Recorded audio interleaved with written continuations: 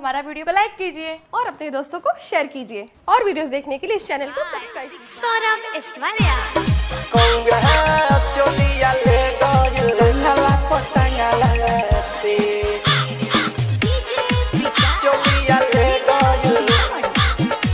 आप सुन रहे हैं सोनू म्यूजिक की प्रस्तुति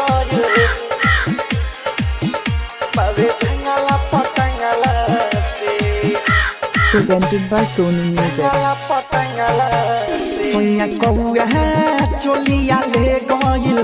बाबे जंगला पटंगला से ए राजा कौआ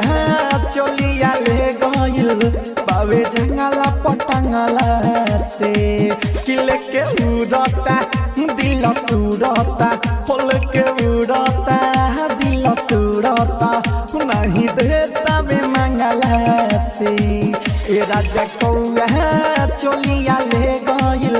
बाबे जंगला पटंगला से ए राजा कौआ चोलिया ले गइल बाबे जंगला पटंगला से कि दिल तुड़ता हो लेके उड़ता हो दिल तुड़ता लेके उड़ता नहीं देता बे मंगला से ए राजा कौआ चोलिया ले गइल बाबे जंगला पटंगला से आप सुन रहे हैं सोनू म्यूजिक की प्रस्तुति Soram Digital Recording Studio.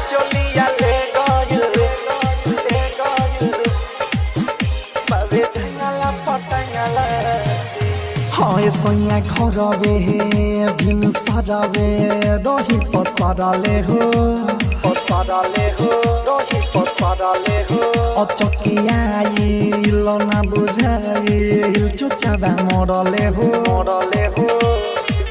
चुचाबा मरले हो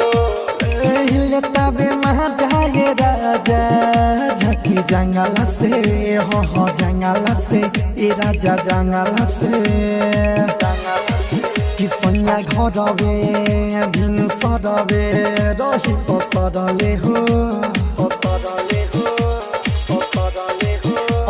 अचकियाइल ना बुझाइल चुचाबा मरले हो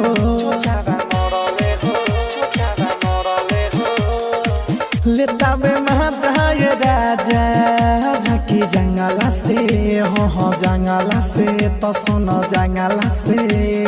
रूपवानी हारता पंख बरी मारता देखता नी बंगला से ए सोनिया कौआ चोलिया ले गइल बाबे जंगला पटंगला से ए राजा कौआ चोलिया ले गइल बाबे जंगला पटंगला से presented by Sonu Music। चोलिया ले गइल चोलिया ले गइल कौआ चोलिया ले गइल बाबे जंगला पटंगला हो बिर ढलता कमी खलता राजा हमारा हो तुहरा बिना बाके सुना अपन कमरा हो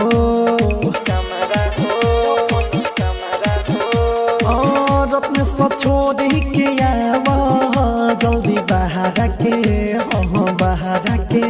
राजा बाहर के पेड़ ढलता कमी खलता राजा हमारा हो तुहरा बिना बाबे सुना अपन कमरा हो